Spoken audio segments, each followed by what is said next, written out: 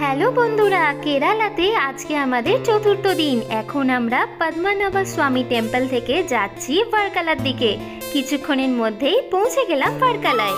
অনেক কম খরচে কেরালার এত সুন্দর সুন্দর জায়গায় আমরা কিভাবে পৌঁছে গেলাম, এটা জানতে গেলে আমাদের এই ভিডিওর ফার্স্ট কমেন্টটা অবশ্যই চেক করো।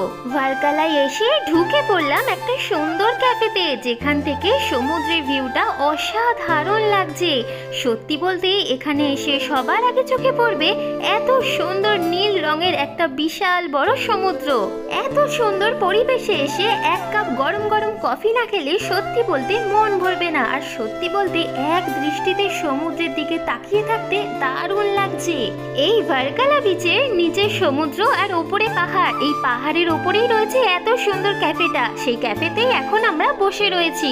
ভার্কালাতে এসে কোথায় থাকছি, কি খাচ্ছি, সমস্ত কিছুই রয়েছে আমাদের এই ভিডিওর ফার্স্ট কমেন্টে। ইউটিউব থেকে যারা আমাদের এই ভিডিওটি দেখছো তারা আমাদের এই চ্যানেলটি সাবস্ক্রাইব করতে একদম ভুলবে না। আর ফেসবুকের বন্ধুরা ঝটপট ফলো করে নাও এরকম আরো নতুন নতুন ভিডিও পাওয়ার জন্য।